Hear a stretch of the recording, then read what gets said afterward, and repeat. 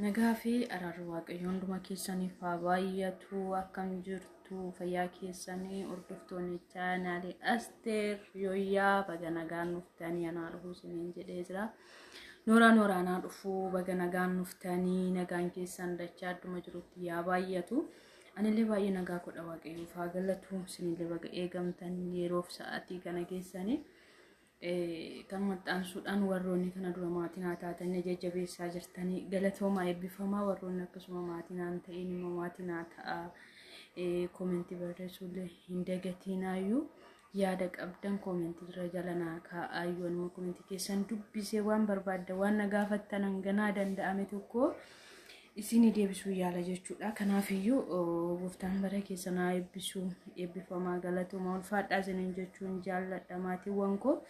Akkasuma warroonni yaada nama gorsuu haa ta'uu hallatti adda addaatiin jechuudha yaada qabdan naa heeruu dandeessu keessaanis haa ta'uu darbee immoo koomentii jalatti illee haa ta'u waan isinitti fakkaate yaada keessan naa barreessuu hin dagatinaa isiniin jedha.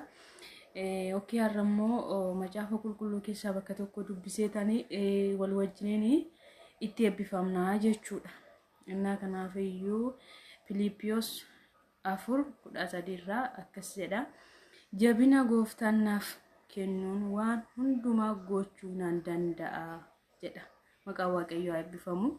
Jabina waaqayyoo namaa kennuun waan hundumtiyyuu gochuu ni danda'ama jechuudha. As gubbaarratti jabina waaqayyoo malee homaa tokko gochuu hin dandeenyu jechuudha. Waaqayyoo immoo jabina nuu kennee jennaan deemnee hojjetannee milkaa'uu dandeenya, fiignee lafa yaadne ga'uu dandeenya. Bakka dirreen kamiyyuu jechuudha.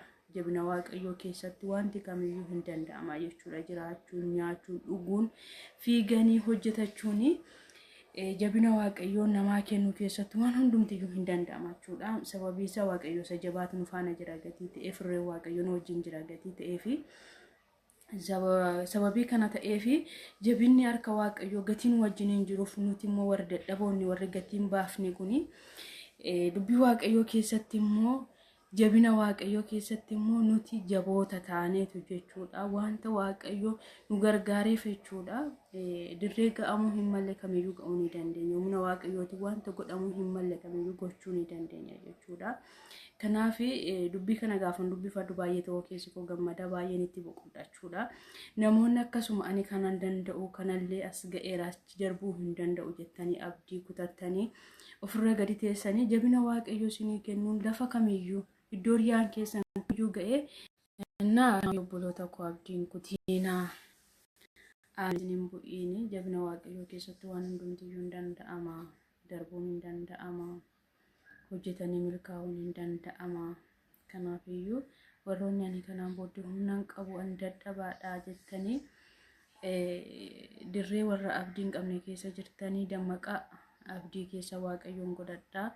Inni jabina isiniif ta'u waaqayyoo isin faana jira gatii ta'ee fi jabina waaqayyootiin immoo waan hundumtuu hin danda'ama. Kanaafiyyuu abdii keessan hin kutatinaa waaqayyootti jajjabaadhaa waaqayyoon kadhachuutti jajjabaadhaa wal gorsaa waaqayyo immoo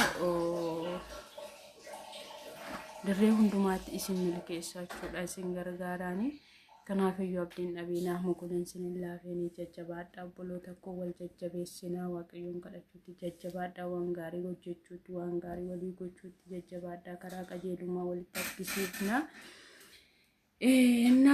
Kanaafiyyuu dubbii sagalee waaqayyoo gaafa dubbatan keessi namaan gammadaa hin boqota gatii ta'eef yeroo argattanitti dubbii macaafa qulqulluu keessaa dubbifadhaa.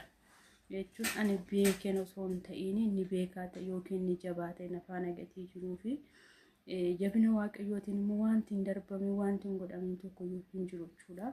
Kanaaf jabina waaqayyootti irree waaqayyootti guddummaa waaqayyootti amannee waan hundumaa gochuu akka dandeenyu of amansiisuu qabna jechuudha. Waaqayyoonis kadhachuu qabna. Waaqayyoon gaafa kadhatanii milkaa'insi namaa inni guddaan kadhata keessa jira jechuudha. Kanaaf warri abdii dhabdan warri mokoleen sillaa fi warri abdii kutattanii bakka kana booddee kan koo jireenya jiru jettanii waaqayyoon kadhadhaa. Waaqayyo haala keessa wal qixxeessaa, waaqayyo bara keessa wal qixxeessaa, waaqayyo gaala keessa wal qixxeessaa.